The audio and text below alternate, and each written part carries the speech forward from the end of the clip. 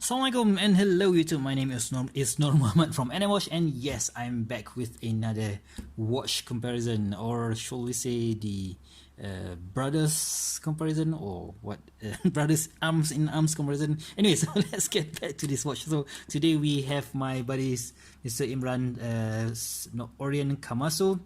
I didn't get to check the reference number because the reference number is just way too long, and versus the old one, the old Orient 2, Orient Ray 2. So this is my own personal watch. Okay, so the flavor of today is this red or burgundy color, and my one is the blue. Okay, so before we start the comparison video, so let's do a quick swatch check. Today I'm wearing my wife's Seiko 5, and it is on this Luff elastical strap. So I've done a review for this watch and also this superb French paratrooper strap, something like that. Okay, from Luff watch strap from Singapore. I think this is a very nice product and totally worth the money. Okay, so it's going to be quite a long video, this video guys, so go ahead and grab yourself a cup of coffee and enjoy the show. Okay, so let's do a first comparison between this.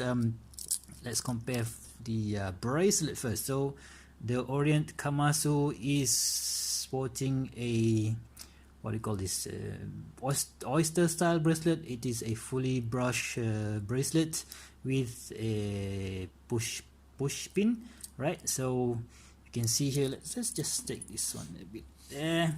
But the Orient Ray 2 also features the almost similar oyster style bracelet, but with this polished center link here. Of course, the Orient Mako 2 have an almost similar appearance, which is a fully brushed bracelet. But as you can see here, the Orient Ray 2 and the Orient Mako, for that matter, has a much shorter clasp, whilst the Orient Kamasu has a much longer clasp. So yeah, that's the first big difference. And you can see here they have got a stamp, a polished stamp scissor clasp inside there. And on the Orient Ray 2 and the Mako 2, you've got a non-polished clasp here. So not that much of a difference, but there's a big but here. If you are wondering whether this bracelet could be fitted to the Orient Ray 2 or the Mako, no, they can't, because the case shape is different. Okay, so of course both is sporting the hollow end link, and there's quite a bit of difference here. So both are hollow, but yeah, it should be solid end link, guys, I think, because you know what, let's talk price a bit, right? So this one, this Orient Ray 2 or the Orient Mako 2 is currently available for around 100 to 150 bucks, right? So yeah, depending on the market where you get it from, but yeah, it's around that price level, right?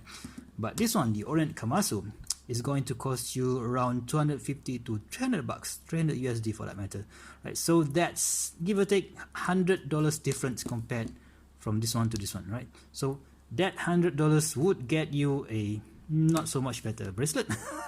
I think so. That's why I think this should have an end link, a solid end link, so that you know Orient can justify that $100 price hike.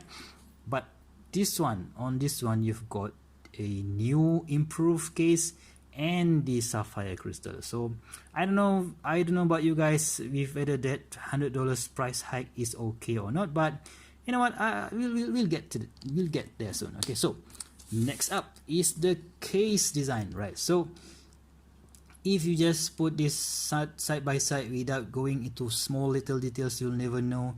You'll at a glance you'll think that the case is same, but it's actually not. Okay, so let me show you. First is if I can zoom a bit more. First is the brushing. So Orient Ray 2 has a brush finishing on the top and also a polish finishing on the side, right? On the Kamasu, however, it's almost same, the brushing on the top and also the polishing on the side. But on the Kamasu we have this beveling, right? So you can see here there is a beveling. On the Ray 2 there's no beveling, it's just polish and straight brush, right? So nothing, no beveling over here. And on the Orient Kamasu, the lug shape is you see that shape, it's straight here and then cut off like so. But on the Ray 2 it's just straight, so there's no shape cutting here on the lugs. And when you see it on side by side, you will notice that the lug width, not the lug width, the lug shape itself, the Orient Ray 2, come on focus, is a bit thicker, and the Orient Kamasu is much thinner. So that is one big difference, right?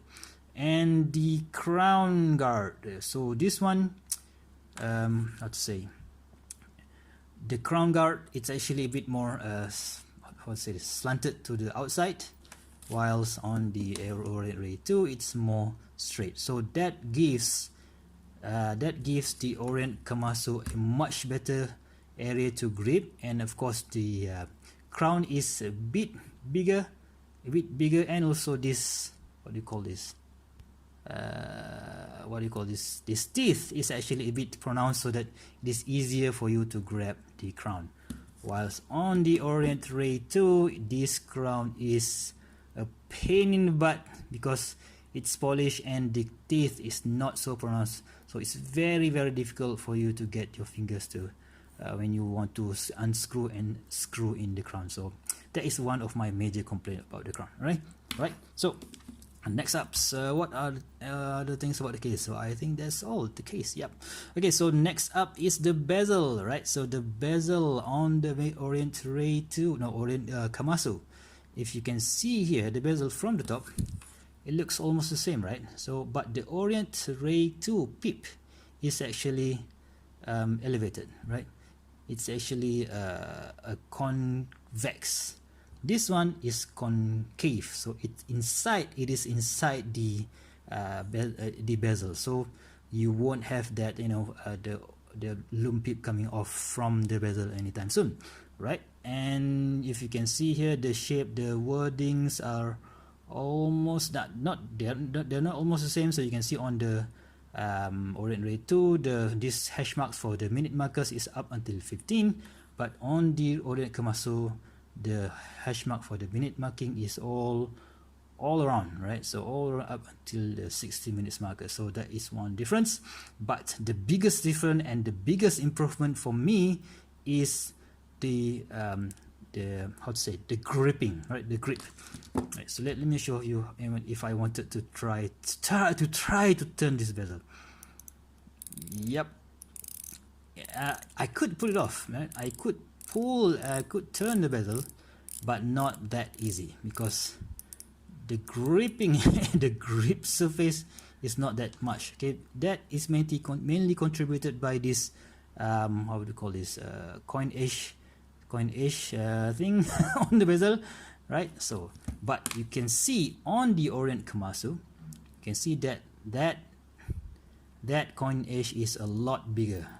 If you compare this side by side, you can see that it is like almost double the size compared to this Orient Ray 2. And this one is a flat bezel, but this one is a slanted bezel like that, right? So this gives a whole lot more surface to turn, so it is a whole lot easier to turn compared to the Orient Ray 2, which I really like compared to the Orient Ray 2. So this is a pain in the butt to operate, right? So and the as you can see, of course, when you put it like so, you know that the crystal is actually sitting a bit further up compared to this bezel. But on the Kamasu, the crystal is actually little bit, maybe 0.5 millimeters under the bezel, so that gives it an extra protection for the crystal. But of course this is a sapphire crystal, so it's not going to get really easily scratched and compared to this one, but yeah, it's still, you know, a good factor. You can see that on my Orient Ray 2 there's a scratch on this mineral crystal here, so that that really sucks. Anyway, so let's get to the dial. So the dial. So the Orient Kamasu has also have this blue sunburst dial, but I'm not really sure whether it is similar blue color or not. Let's just say it is similar color.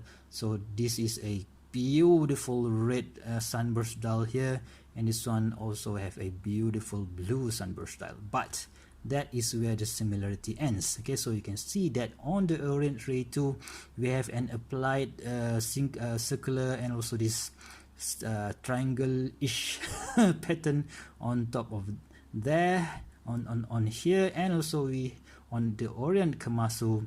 This one mimics the Rolex, right? So this one they've managed to pull off their own design. We have this triangular pattern, has triangular indices on top, and we have another rectangular-ish.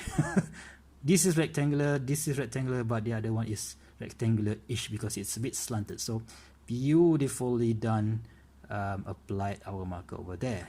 And this one loses the chapter ring. Instead, we have this minute marker in printed minute marker. But as you can see here on the Orient Ray 2, we have a chapter ring. So that makes this dial looks a bit larger compared to the Orient Ray 2, which for me is a nice touch because they don't really have to increase the case size, but they have managed to increase the visibility of the dial, which for me it's really cool, right? So the hands. Again, traditionally we have this Orient Ray or Mako. They didn't change from the version 1, so we have this, what do you call this? I don't know what to call this, but this is what Orient Mako or Orient Ray 2 used to, right? So we have this our hands, and also the minute hands, and also the second hand. And the Orient Kamasu has a different feel, a different touch, different shape to that our hands, minute hand, and also the second hands. Which one I prefer? I have to say I like this one better, right? So the next we have this Orient logo, which is applied, and we have Orient automatic printed here, and we have water resist down there. Similarly, Orient Ray 2 also have the same text, but on this one it is written as 200 meters. This one is written as 220 bar. So I don't know what are the advantages of doing that, but both are not dive certified, so it doesn't really matter, right? So okay, next up is the case back, right? So you can see that the case back, let's just show you guys. Okay, so this is two different case back, right? So on the Orient Ray 2 we have a stainless steel printing here, Orient logo here, and we have these two dolphin marking engraving here, water resistant Orient Watch Company Limited, and we have 200 meters marking here. So the engraving is deeper, right? I'm not really sure whether I want to call this engraving, but yeah, I think this is an engraving. But on the Orient Kamasu, this is just an etching, right? Etching, so you can't really feel the texture of it. So this is just a very light etching, which I don't really like. It doesn't feel as good as this one, right? So anyway, so it is there is a sapphire crystal written here, movement from Japan, and they even mentioned the F692 movement here. Maybe this is the case number, and there is an Epson, which is the parent company for Seiko and also Orient, and we have a water resistant of 20 bar written here.